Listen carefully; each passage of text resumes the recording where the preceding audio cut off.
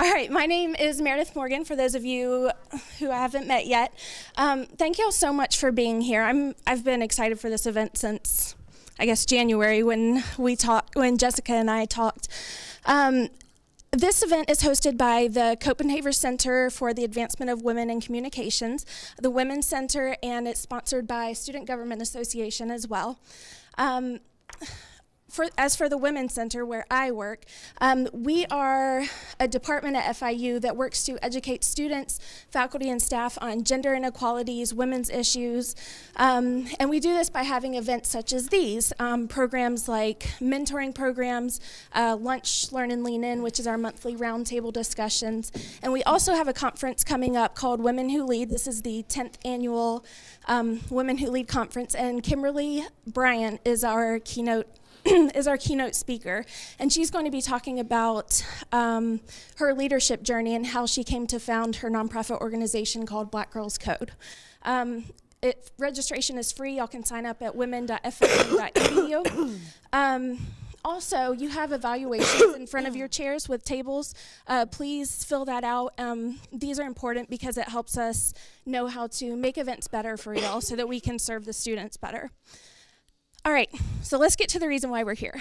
The Women's Center and the Copenhagen Center, and then later on SGA, came up with the idea of this seminar in celebration of Women's History Month. We wanted to highlight the success of a local and dynamic businesswoman who also has a background in communications, and Jessica Kizorek seemed like the perfect fit. I found Jessica through a chain of friends who are also in the field. And I don't even really know where to start because Jessica does so much and has in such a short amount of time, well, even though you've been doing this for like 11 years. First of all, she's the president of Two Parrot Productions. This is a mini documentary making company that works with some of the largest nonprofits in the world, such as the United Nations. She has traveled to over 60 countries making documentaries for these nonprofit organizations. And in these documentaries, she tries to dispel stereotypes of the places that she goes to show the culture and to show why people need to support these nonprofit organizations. And she's been very, very successful in this, as in all or most of her endeavors. She also owns a company called Badass Businesswomen, in which she educates other women on business. One of the workshops she does is on personal branding and how to make people want you instead of you begging for their business or the job that you want. And this is actually the 6-year anniversary of that business.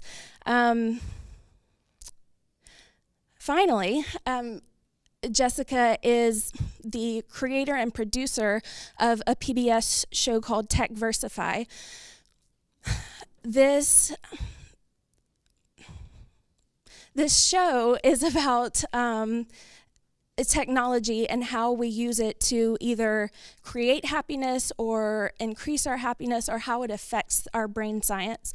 And hearing about Jessica and reading about her, it's clear to me that she is an assertive person. She's passionate. She takes risks. And I really admire that about her. So I thought she would be great to speak to students who, are just getting into their careers or are changing careers.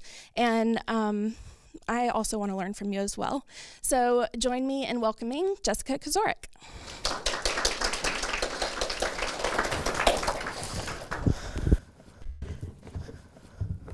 All right, this is going to be pretty fun. I've never given this talk before, so before I start, I just want to get a sense of who you guys are. So if you're an undergraduate here, raise your hand.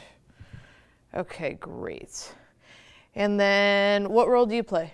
I work in the Women's Center, Okay. And I'm a part-time doctoral student. Okay, awesome. And then back there? I'm a professor at the School of Journalism and Mass Communication. Awesome. Which class do you teach? Mostly visual design, multimedia production. Oh, all right, perfect. And anybody else has that? Campus life. There you go. Okay, cool.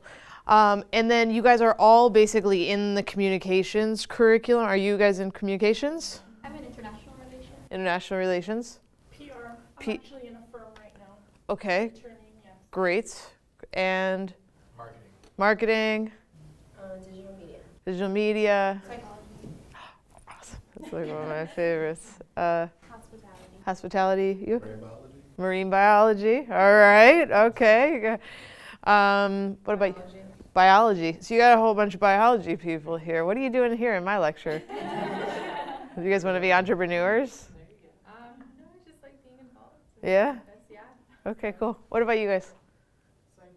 Psychology and doctorate, In college administration. college administration. Hospitality. Yeah? Advertising. Advertising, journal. What major are you? Yeah. Psychology. Okay, good. You pass it. And then I did sociology. sociology.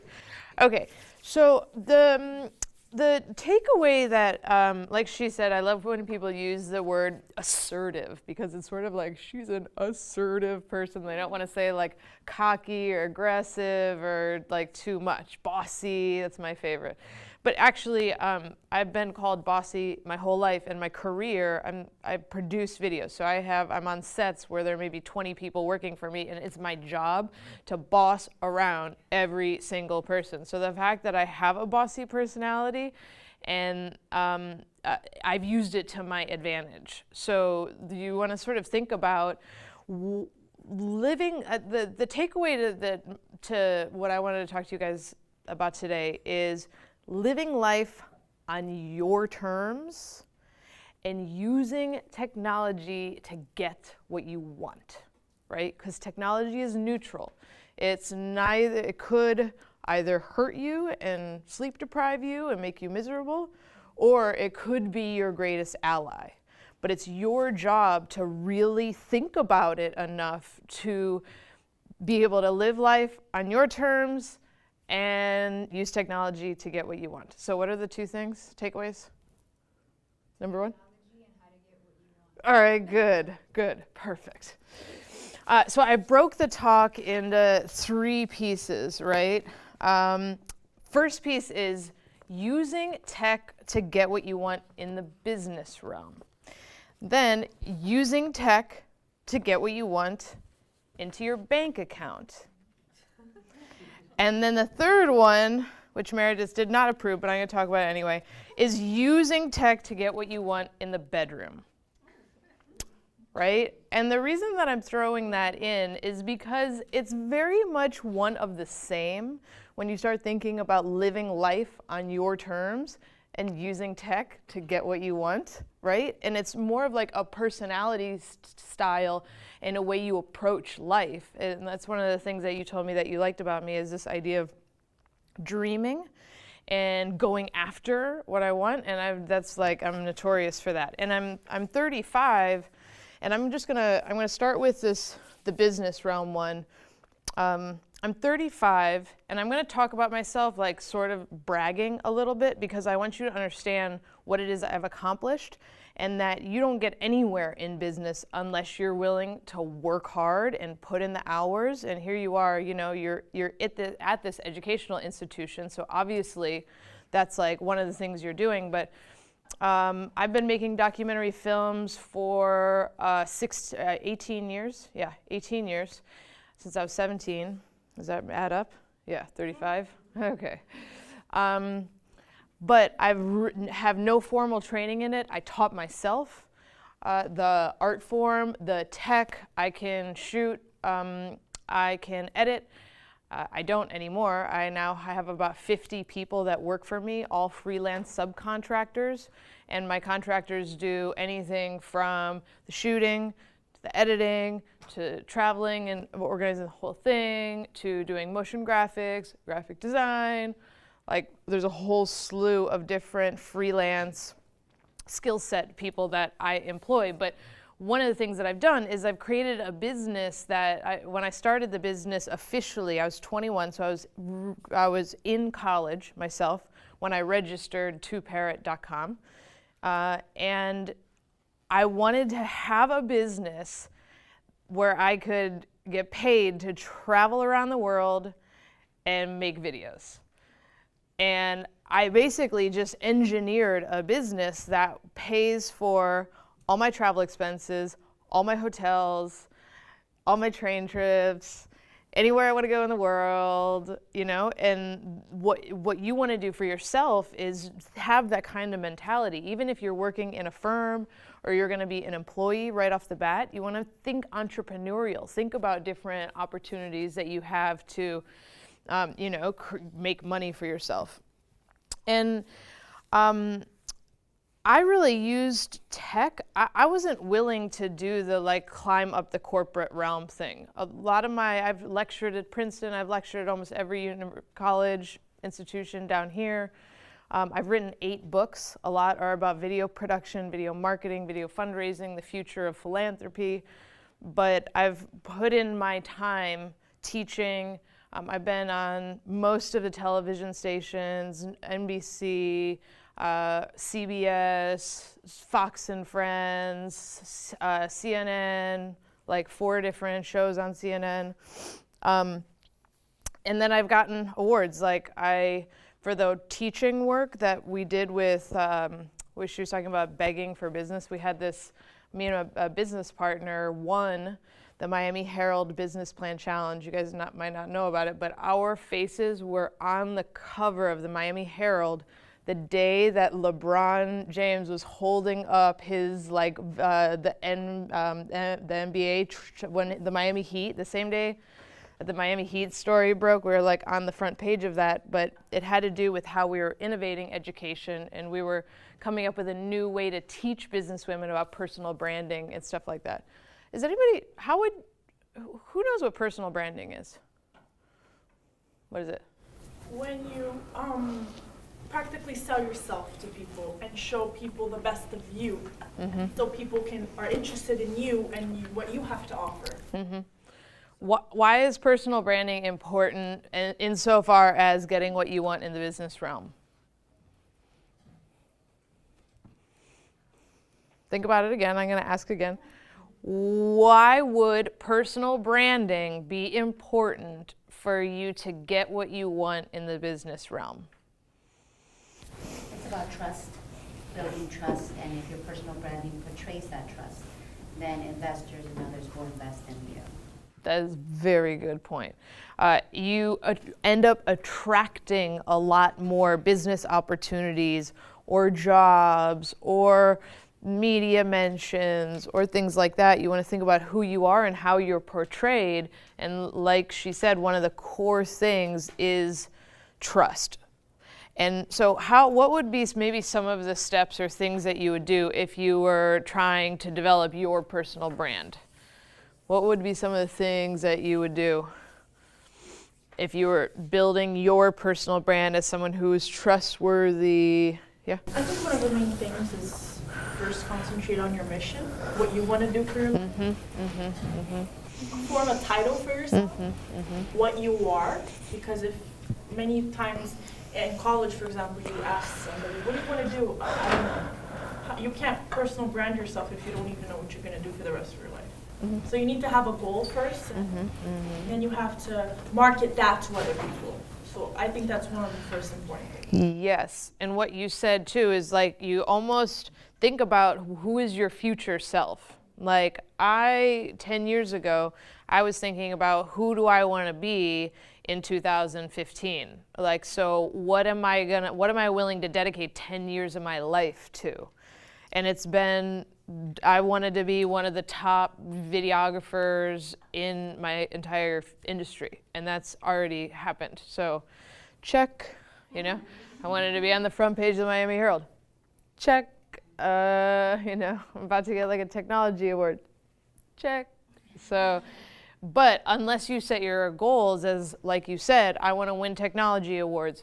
I want to be in magazines. I want to be all over the news all the time. I want to work with the biggest brands in the nonprofit industry. Then it's hard to accomplish those kind of goals.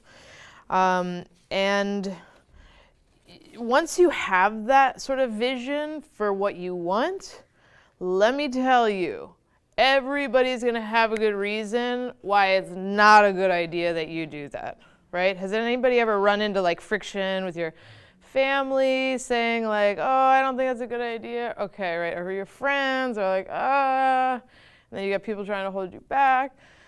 I started Badass Businesswomen because I would speak at all these women's groups about like video marketing, and nobody knew how to do that. So I was the teacher of women. Like I was 30 years old, teaching women in their 40s and 50s, and nobody knew how to do what I did.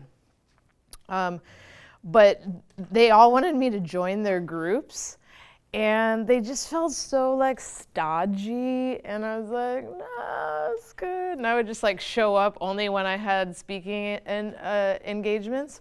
But I really wanted a place where I could attract women who were like sassy, defiant, like oxymoron. And so the idea of a businesswoman being badass was like, and oh my God, my grandmother still won't say the words badass businesswomen in a row.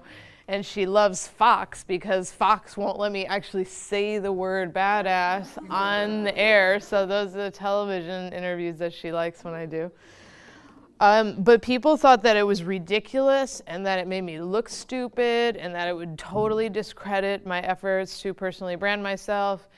And, you look at 6 years later, I get hired by the US State Department to travel around Japan and give lectures to like entire auditoriums about American entrepreneurship and being a woman in business. And it's like sponsored by the government. And then you look at like, well, glad I sticked with that and didn't let the 22,000 people that told me it was a bad idea talk me out of it. But I think that's really important, is sticking to your guns once you have a vision and being willing to put time into it. Like 6 years I've put into Badass Businesswomen, 11 years full time at my business at Two Parrot Productions. So it's like you can't expect things to happen right away. It's gonna take a short minute, but you have to be like willing to do that. So this is coming back to using tech to get what you want. And one of the main stories that Meredith wanted me to talk about was this PBS show. So I was introduced to South Florida PBS. Who knows WPBT2? Yeah, okay. That's like the South Florida PBS. What field are you in? Journalists, yeah. On camera, yeah? Okay, cool. You can always tell.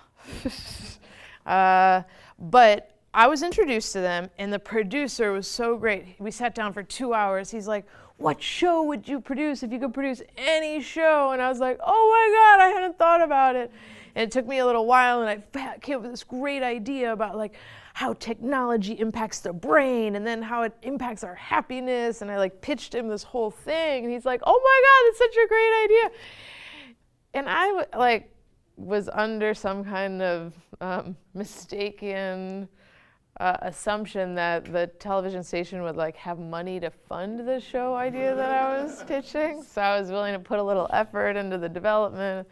And he's like, oh, it's the best idea ever, and we don't have money to do this. And I was like, because all the work I do is for hire. So like these big nonprofits and foundations hire me, and then I produce their videos. And it sort of depressed me for like 2 weeks, and I think that most people would have seen that as like the wall, they just got hit by the wall, and then they would have backed off and like done something else, and sort of taken that as the answer to whether the show was gonna get produced. And I was like, you know what?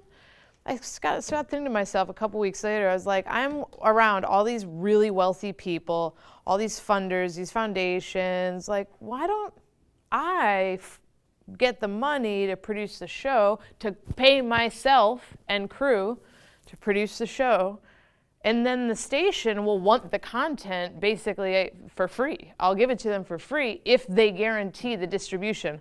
3 million households, like broadcast distribution, 6 webisodes across all of PBS's national digital apps.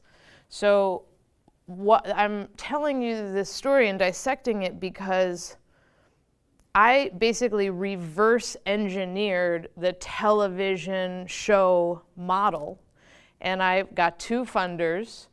Both of them pitched in 10 grand. So all of a sudden I had one idea, I had $20,000, and I was like, all right, PBS, do you want the show? And then they licensed it from me for $500. So they got what they wanted, which is a killer show that they're super proud of. I got what I wanted, which now I'm produce a television show for PBS, and it's super legit, like super legit. And it's a good title to have, you know, like, you know, I produce a show for PBS is like, that's the way to go. Everybody wants like to talk to you, and it's very exciting conversation-wise.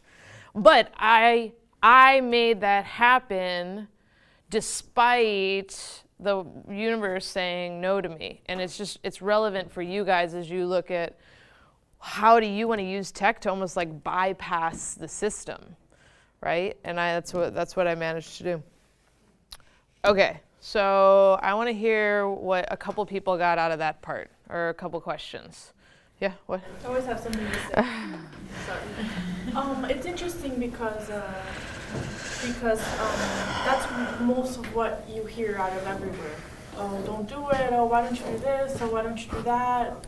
Like 99% of the people, they say that, and then basically most people are so insecure, like sometimes I am, and I keep asking my parents, I keep asking people, and then they always say the same thing. Oh no, it's too hard. Oh, don't do that. I'm scared. But the truth is, you have to believe in yourself first, and not stop trying to get approval from everybody. And I've been raised getting approval by everything, even to wear, what should I wear? If my friend says that shirt is horrible, I'm not gonna get out of the house with that shirt because I think that she doesn't like it, so that means everybody wouldn't like it. But over time, I was learning that when I was trusting myself, everything started going better and better and better. And the truth is, at the end of the day, if you feel good about what you're doing, you know, you're gonna go far. And I've seen myself, like, sometimes I don't even want to call my dad anymore about telling me that I got hired in something, because I know he's gonna dismotivate me. So I'm just like, you know, tell him that the cool things that happened, but you know, I'm not gonna be telling him my whole life because I'm my own motivation. That's a great point. Who's had that experience before of like seeing, okay, there's a few people in your life that may be like cheerleaders, and they're like, yeah, that's great, and they like motivate you all the time, no matter what.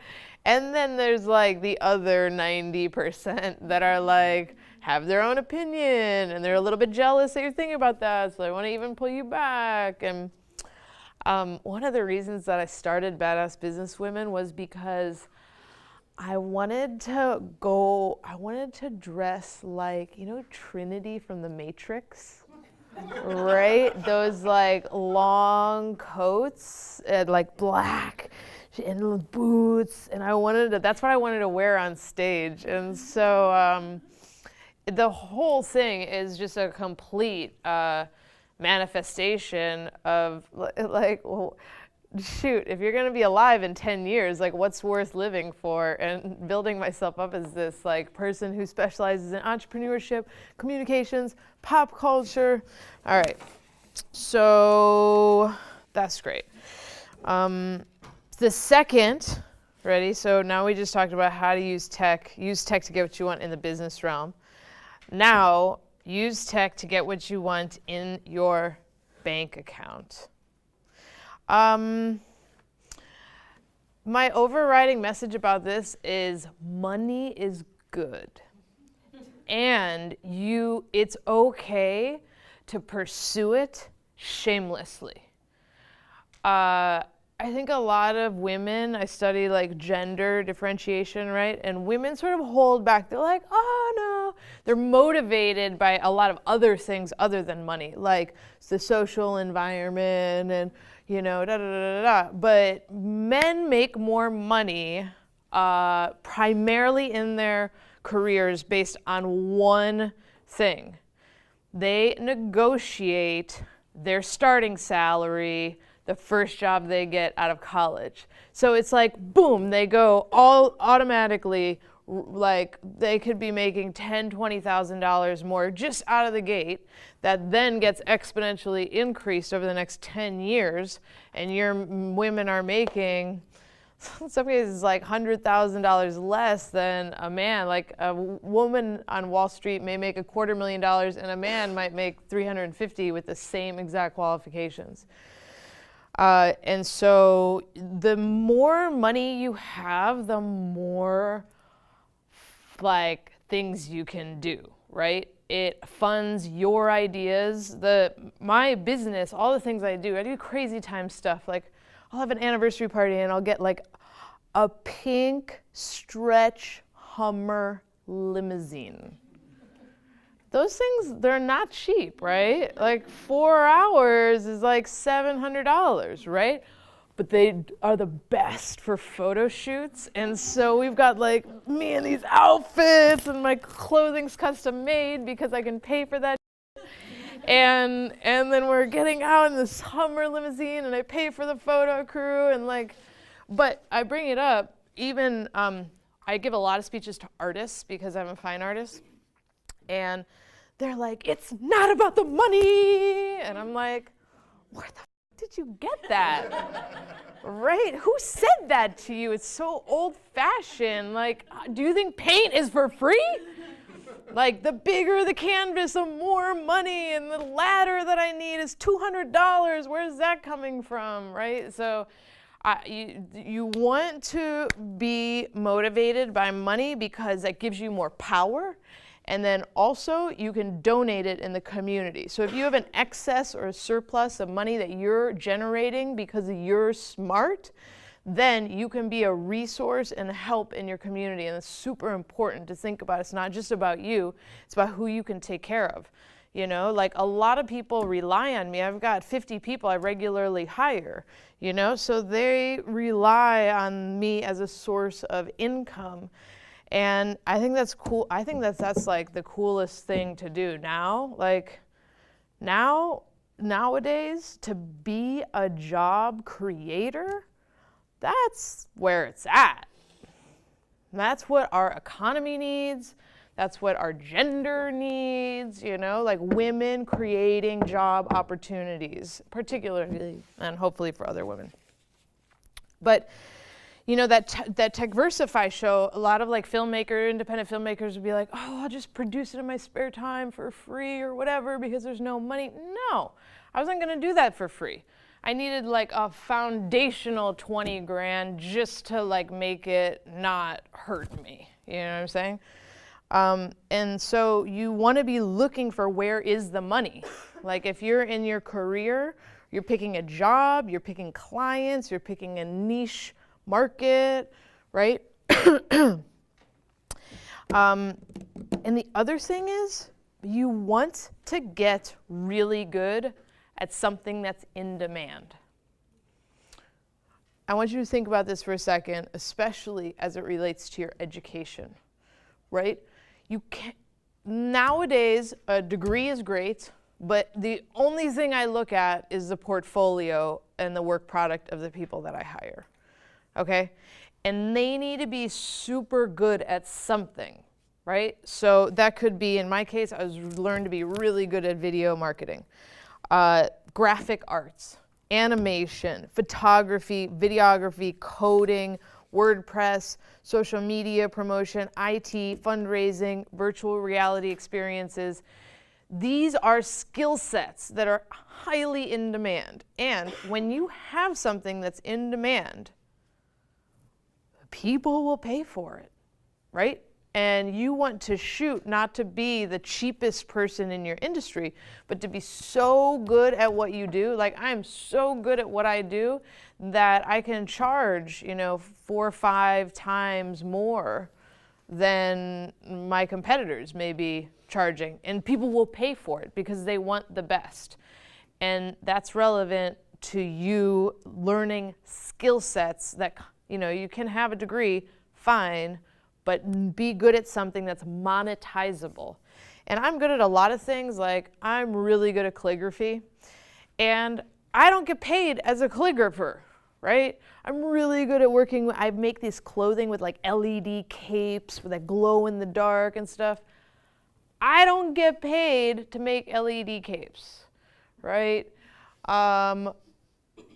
I get paid to do video production, and I get paid very well, and the revenues from my business, then I can buy whatever I want and spend my spare time doing whatever I want.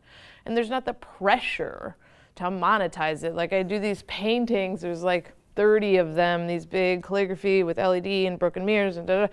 People are like, oh, do you sell them? I was like, I don't even want to deal with the hassle of like selling this stuff. I just like creating it, and I don't have to sell it because I figured out how to make money doing something else. Does that make sense to you guys? What did you hear in that? What are you thinking? Give me a little feedback here. Anyone?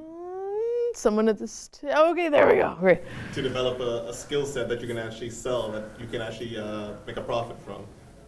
There's like you were saying with the different skills you had, you could have a skill set in many different areas, but you want to make sure that you specialize in one thing that you know is going to get you a profit. That's, you get paid the most for, you know, right? Because there's a lot of people that can like do calligraphy. I'm a singer-songwriter. I don't get paid to do that, you know? Don't waste your time on things that is not going to make money for you, right? Yes, try to be as focused as possible in making sure your bank account has a good number in it. You know what I'm saying? And even a lot of you will probably work full-time jobs, but I built my business for a year while I had a full-time job. So I put my website up, all my branding, all the copy, all the building my portfolio, all that stuff. And you can, a lot of people, it's the new way of doing business, is you can have a job that sustains you on a monthly, weekly basis, but then you can have income earning activities when you're not working. And even if like a graphic designer that may have a full-time job, if I'm giving her like $200 a month in extra projects, you know, that's like $200 a month. You like do a couple things with $200 a month, yeah. Also, talking about negotiations, the more certifications and the more skill sets you have, you're able to bring a lot more, not just to the company, but negotiate at a higher rate, salary and everything. Because I remember when I started, you know, there's one thing, but the more you continue developing more skill sets, then you, every 6 months to every year, you can negotiate a lot more. Because now you become More valuable. exactly. Yeah, and you know it. And it's about like strutting it too. Like not like, right? So boring. But like owning your your talent and your skill set and being like shameless self-promotion. I have one more question Yeah. about that. Why, in your personal experience, do you feel that women versus men are a lot more hesitant to demanding those kind of negotiations? I think it's, yeah, to avoid conflict and to be agreeable, and you don't want to start on a bad foot by arguing. I think like negotiations are more seen as conflict and argument. So I had I interviewed the president of the Miami Marlins because he got an award for like a philanthropy award. His name's David Sampson. Anybody ever seen David Sampson? You know who I'm talking about? All right. And I interviewed him, and he was sort of like sassy with me. So I was like, who do you, like, nobody's sassy to me.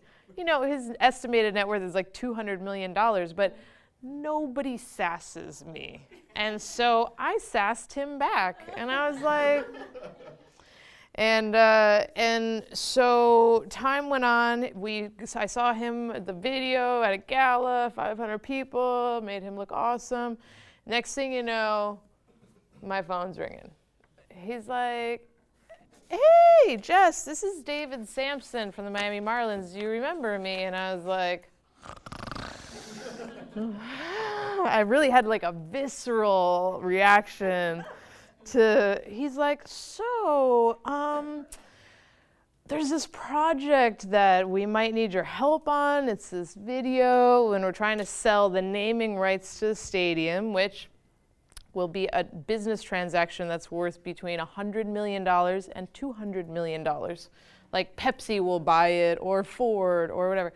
And he's like, we need this video done, and you're really good at these kind of videos, so I was thinking maybe if you would be willing to talk to us about this. And let me tell you about that. The power dynamic, like when you're so good at something that anyone's willing to like, would you possibly be willing to help us out? And they're sucking up to me, right? Because he knows that I'm good at those kind of videos. But anyway, I went into the negotiation and I doubled my price of what I would charge any nonprofit, because they're for profit, you know, it's like, come on. So I doubled my fee, and it's a good thing I did, because he came after me. I didn't really take this into consideration, but he negotiates with players all the time, and so it's always negotiating, and he's like, well, we have this budget, and I was like, well, that means you can't have this stuff. And so it was like, I was trying to like navigate, but like be tough, so he respected me, you know, I can't like be a pushover. And so we ended up negotiating down from what I wanted, but I pulled out some of the scope of work, and then he owes me like in his VIP box, the biggest game of the season. So like we negotiated some perks, et cetera, et cetera. We're almost finished with that video, and they've been, you know, sucking up to me and asking my opinion the whole time. Yeah. A lot of students, and when I was in college as well, they come to me and say, I'm not good at anything, which is why I can't choose a major. I'm not particularly good at school. I don't have a musical or art talent. I don't know anything about technology. I'm just not good at anything. So how could I ever choose a major, make money? What would you say to people who say that? Well, I think that everybody has a little soul searching to do. And I was raised by an entrepreneur who, over the year that I was born, he started his company, and then 20 years later, he sold it after building it up to 200 employees. So I was raised by an entrepreneur, so I'm like second generation, which gives me a big advantage considering how I was raised. But I think sometimes you have to make wrong turns before you realize what the right turn is. So you can't always be like, oh, I need to know the answer. Not necessarily. I'm getting into a new field now, virtual reality, and I don't know all the answers. And I'm like learning and growing and doing all sorts of stuff, and I'm so turned on, right, by this kind of exploration and stuff. And to a certain extent, my career has been all about exploring and looking for it and being curious, right? So once you do have the idea, I think it becomes really obvious that that's the thing to latch onto. And until then, you explore different things, you know? Mm-hmm. One question, how important is it to just get started? Because a lot of people don't know where to start, but just sometimes in your personal experience when you first started, you know, different opportunities started appearing at the same time. How would you be able to motivate, especially the young generation, to just get started? I think there's a lot of leeway nowadays with social media and authenticity and the tools you have at your fingertips to, you know, to be a work in progress. I do think when I came up, I was sitting in bed one day doing like emails or something, and I had done a lot of advocacy work for other people, and then the idea of doing something like a gathering or a group or like a secret posse called Badass Businesswomen like went off in my head, and I got super excited, and then I got a whole bunch of negative feedback. But then I was like, you know what? I'm gonna put up a website, I'm gonna create an email list, I'm going to start experimenting. I'm going to send the emails out. I'm going to ask for people's advice. I'm only going to take the best stuff. And I had a website up within like 8 days of coming up with the idea, and started getting feedback. And, you know, I was willing to give it a couple years. I think that's the thing that you have to, when you approach something, even you guys are in this, you know, your programs right now, but getting started and then being willing to stick with something, I think that's a lot of that's where women fall short of men, is they're more timid to get started. I think that's a very valid argument. And so just going out there and like, okay, in Japan, they're terrified of failure, right? Failure means dishonoring your family. And the last thing you want is to dishonor your family. So mostly they have this embedded cultural norm of not doing something that's at all risky or could lead to failure. And that's one of the things I tell them about is in America, we're much more like our whole embedded culture is around risk taking and trying new things and being an entrepreneur, having big dreams, wanting to be a hip hop superstar, you know, right? And like YouTube sensation. I don't know. Did that answer your question? Okay. All right. So now I'm going to talk about getting what you want, using tech to get what you want in the bedroom. Okay.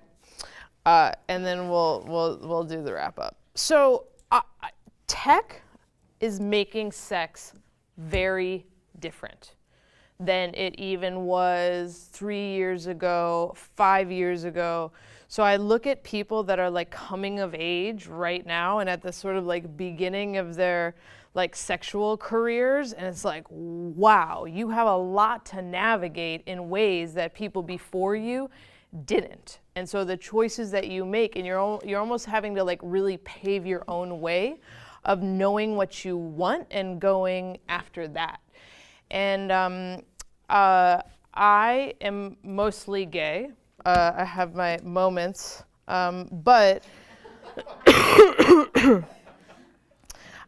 you know, I think that you look at stuff like Tinder, right? And you look at now how transactional sex can be, and it's like not a big deal, and it's like approached with the sort of freedoms that we have and the ways how easy it is to meet people and how easy it is to match yourself with people you're attracted to. I think sex is being like, it could either, that kind of thing could either really disempower young people or it could empower young people, and you know, mostly women, what I'm talking about. And the idea is that you want to make sure that you're using it in a way where you're being a good communicator and you're asking for what you want, and it's something that feels good to you. And there's no necessarily right way. When you look at gender studies or LGBT, when I talk about LGBT, I talk about sexuality being fluid and about not feeling like you have to be a certain way or approach sex in a certain way. And if anything, it's about being a really good communicator. I had one of the TechVersify interviewees. She is a PhD, like her specialty is sexuality and sex therapy. And so we're doing these interview, right? And I'm behind the camera, and she's like, she calls herself the Dr. Ruth, right? And that's her personal brand. And so Dr. Sonjai was talking about all the ways tech is having sex be different. And she's like, and then there's, you know, like you have long distance relationships with insertable devices that are connected to Wi-Fi, so you can even be interacting with people that aren't in the room. And now you look at all the virtual reality stuff and the pornography that's going to come out of that. And I think that in a way we're sort of like deluged by all these new technologies and the augmented reality and virtual reality. And if anything, now it's a time to just like know what you want, be a good communicator, and really honor yourself too, because the like safe sex nowadays, Miami-Dade County has like some of the most skyrocketing epidemic of HIV new infections in the country. Like, we are in a not good place to have unprotected sex. And so that freaks me out because I look at all the statistics. But, you know, ultimately it's about doing it sort of on your terms. And that was what the whole speech was supposed to be about, is doing life on your terms and using tech to get what you want. So what are some of the other things that you've been thinking about or want to share, or sort of like open this up for a little dialogue? That has to do with what you just said? Well, yeah, well, I don't want to pressure anybody into having a comment about my sexual comments. You know, God forbid I make you guys blush or something. But seriously, you could talk about that. Okay, great. Well, if you're being as open as you are, I think the most difficult part is that maybe because you are gay, you are a little bit more strong, project your voice stronger, and men respect you more. That's one of the reasons why I think it's so hard to be, like, if, for example, I'm in my internship for 6 months and I'm gonna be so timid to negotiate a salary because I don't know how to talk the way you talk, and when I want to learn how to talk the way you talk. You know, if you're being sassy to me, I'll be sassy to you. You know, have that, we call that jogo de cintura, like know what to say at the top of on your tongue, you know. I think that's the first things. But when you're negotiating to a man and you're more feminine, I think I'm sorry for generalizing, but most women are so scared of losing the job because we're not as strong when we're speaking and we don't know exactly what to say. Oh, so you're not negotiating with me, so I'm leaving. We don't have the guts to do that. So we're always scared of negotiating that when I want to do that, you know? In 6 months and I'm working my off, I want to be getting good pay, you know what I mean? But then they want to start out my salary with $11 an hour. I don't deserve that. You know what I mean? I think that's one of the main concerns because I've been this last year, for a whole year, I've been doing so many things. I've been interning, volunteering, and doing so many things. Like, I'm working with 5 different things now, and I'm not even getting paid in one. Because I'm always scared of them saying that you're still not qualified. We still need to see your work ethic. You don't have enough experience. You know what I mean? Because I don't want to be working at anywhere. I want to be working, concentrating in my career. So what suggestion would you give to that? Like, how do we negotiate when we're still timid? You know what I mean? Well, my first piece of advice is it's not like confidence is not an innate feminine, like genetic makeup, right? So I have tried really hard and done a lot of training in communications. Like there's like the most prestigious education company in the world is Landmark Education. I went there, took all their courses. I used to lead the self-expression leadership program. So, but anyway, I took and led their courses for 10 years. And that was actually volunteer, right? And so you have to be pretty clear about what you want to develop skill set wise. You know, I quit that and then I took all that energy and put it into my business. But it's not to talk like strong and all that kind of stuff. It's really not easy, and it gets you a lot of backlash. And I think part of the thing too is you have to be willing to walk away. Like, I'm willing to walk away from any job. I'm like, fingers crossed now, closing a contract with a law firm that's going to be like a significant, nice contract for me. But right before we finalized the contract, I told the client that I wasn't willing to work with the main partner because I didn't like his personality style, and he was too like aggressive lawyer for me, and I don't want anybody barking orders at me or trying to tell me who's boss. It's not going to go over well. And I told that guy in a meeting, I sat across from him, I was like, you're talking down on me is not going to have this work, you know? You need to know that I'm your equal and that you have no idea how to multimedia market your agency. And I do. So you're either going to pay me what I want or I'm going to walk away.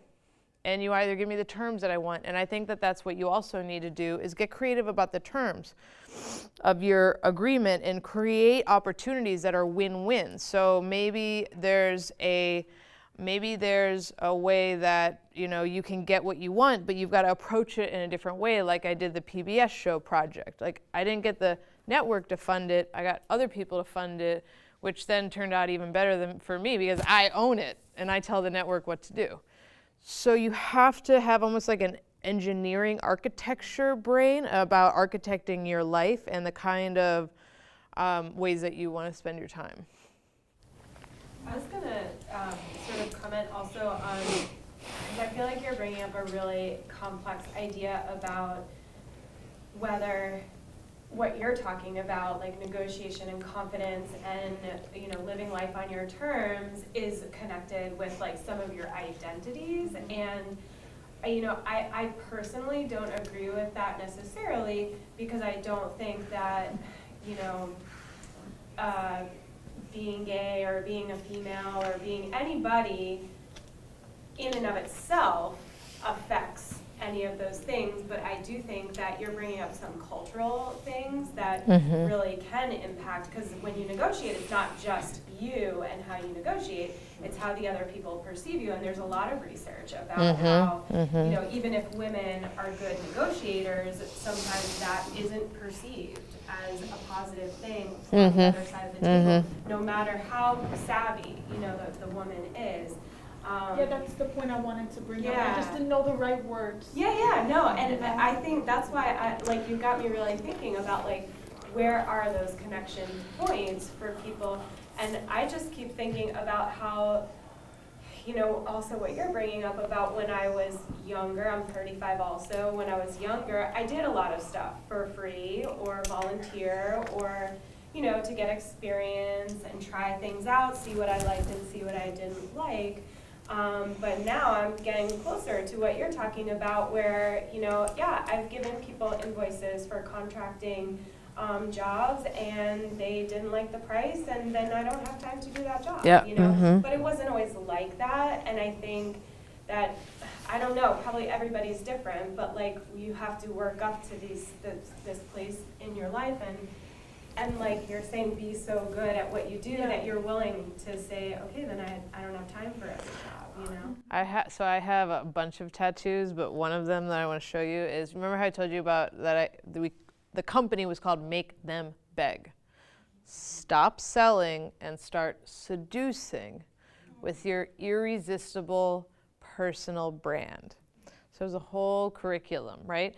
And basically the beg is a business philosophy. It's about, I know that I'm so good at what I do.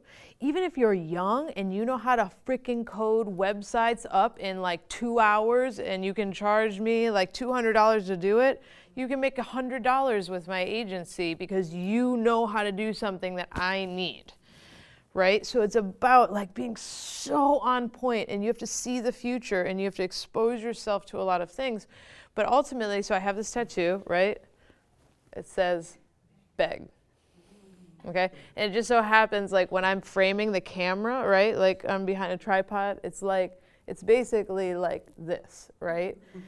So everybody that's getting interviewed by me is getting exposed to this, and obviously different people would have different thoughts about what that actually means. If they don't know the backstory, especially. I love when I drive too. I'm like on the steering wheel and people are like looking over in the car. But what it symbolizes is an act of like confidence that I say, listen, if you're not willing to beg for me, I'm not interested. And that applies, you know, like from a business savvy perspective, but also from a pricing perspective. I am not the cheapest person, right? And unless you're willing to beg and make sure that the numbers add up for me so that I'm happy, it's not going to work. And the same thing in bed, right? Like, unless you think I'm that sexy that you're like willing to beg, then I'm not really interested because I know I'm pretty hot. So, you know what I'm saying? But it really crosses over into my life. And not that I recommend tattoos for people who don't like tattoos, but for people who do like tattoos, I think that tattoos can be a reminder of, like, every one of my tattoos is a reminder of who I want to be in the world. So like my arm all day long, like this is my map. That's who I am. And if it's not tattoos, then it's sticky notes on your like next to your toothbrush every morning. So you're reminding yourself of who you are and what you want, and you know, to have life on your terms. Yeah. Okay, so I don't really have a lot of knowledge on technology, I guess, so I'm a little bit more, I use a lot of like social media. And so when you mentioned how to use technology like to get what you want in the bedroom, the thought came across my mind that like social media is actually kind of created a medium for people to create like unrealistic norms for women. And I guess I wanted to ask you, because when men, I speak to men, oftentimes I get that I'm intimidating, and especially on social media, you know, like they love to kind of bandwagon, and I guess I'm wondering how to brand yourself without coming off as extreme, because a lot of those norms, like, you know, they seem surprised that even another viewpoint exists, and I feel like I'm trying to figure out how social media can be used to battle that without seeming, you know, petty. Well, what you're saying is really great conversation, because it's your internal dialogue about who you are as a brand, right? And my personal brand extends across like a lot of things, because people know me. Some of them know me more than others, right? But I think that first of all, you say the word extreme like it's a bad thing, and extreme in my case has been a very good thing, because I decided that I was going to be super extreme, and then like the people who like it, they're like flock towards me, you know, and the people who don't like it are not flocking towards me. But I don't want to be around those people. Right? I don't want to appeal to those people. I don't care about those people. I don't want to be influenced by those people. I want to be influenced by the people who like me for me. And I am super extreme, but I know how to use it in a good way. Like when I go to close the, you know, like big lawyer contract, I wear my hair down so it like covers the shaved part, and it makes people a little bit more comfortable. Right? So I can use like finesse it in the right ways, where I'm like using sort of like psychology, sales psychology too, how to interact with someone to get what you want. And I talk about femininity, like girls can use their feminine wiles to get what they want without being sexual. Right? Like I am a very persuasive, like, I know how to work it and use it and do it. You know what I'm saying? Like, I can work it. Like, and I'm a hustler. And I think that that's sort of relevant in just owning your and not caring with the people that don't like you. Be extreme enough to repel them. You know what I'm saying? With social media. But I don't know that that answers exactly your question, though. I mean, it does. It's just that you were speaking about it, I guess, as more of like a tool that can be used to really create a personal brand. But like, I feel like this is a huge obstacle, you know, like more and more I just see jokes that are like targeted towards women or certain things about women, like, you know, things that are kind of deemed then unacceptable. And then when I speak to a guy and he's like, oh, but I thought this was normal, I'm like, actually, no, it's not, you know. And then they have to educate them, and like they're seriously clueless about some things, and it's because social media has like kind of bred this ignorance. And I'm just like, you're talking about it in a way that it could be useful, but I'm wondering how I can utilize it to battle how it's harming. Well, I think that that comes down again, sort of like back to the personal brand about what do you stand for and what's your message. And if you're going to be an advocate to making sure that everybody knows what works and what doesn't work, and if you're going to post pictures on Instagram with quotes, and you're going to do this, and you're going to like, you have to have sort of a message, right? And be strong about that. Like, my message is basically like, hey girls, you can be who you want, be sassy, own it, and make a lot of money in the process. You know, that's what I constantly, for years and years and years and years, just repeat like a broken record. But it doesn't bother me that other people don't believe. You know, my religion is such that you don't have to believe, and it's okay. Like, I respect you. Listen, you're ignorant. Wow, too bad for you. It's not super sexy, you know, like, right? We're men that are ignorant or something. It's like, wow, you know, I'm not turned on by that. You might want to try like a different approach. It might like get you what you want, but you play, right? And that David Sampson, the president of the Miami Marlins, is like, I didn't care that he was having his sassy moment. You know what I'm saying? Like, so. I think another way to sort of give like an analogy is you look at news, right? And news releases a chemical in our body called cortisol, and it's basically like the stress hormone that gets released up here, and it sort of floods your system with stress. So stress is like a sensation, a physical sensation that's very uncomfortable. And as such, I don't consume news.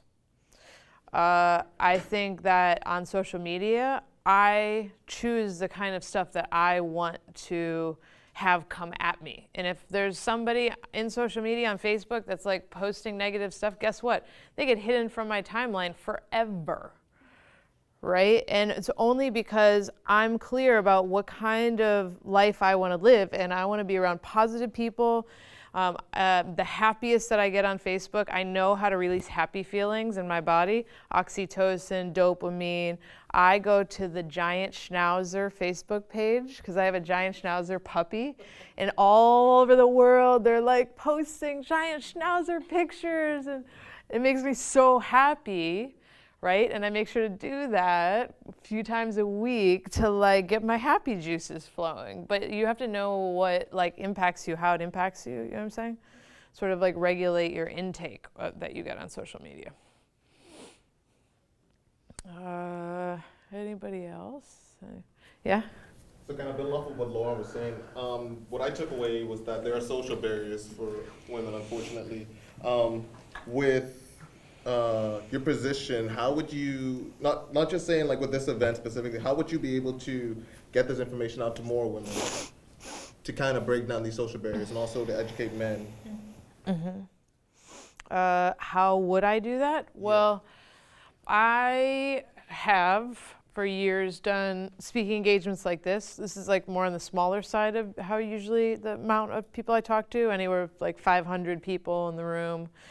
I have a like an email list of just like, you know, 3,700 people like that I've gotten their business cards over the years, and I do like a sort of letter to the editor, like an email blast, but it's very personal, and it's something that I use email to keep in touch with people. I don't think that answered your question. Yes. I guess like a follow-up, how can we as individuals also build off and try to break down these social barriers?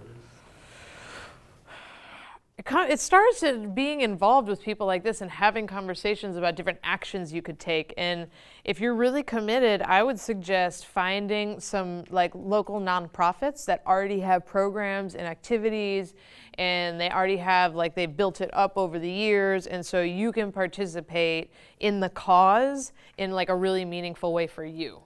That would probably be my recommendation. And obviously this group continuing to support each other and bring speakers in here. Yeah. All right, should we finish up? Yeah. Okay, cool. Awesome, thank you.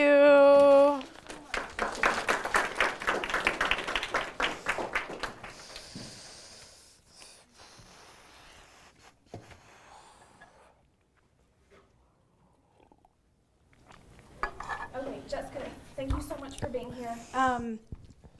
I think one of my favorite parts of your talk was about money is good.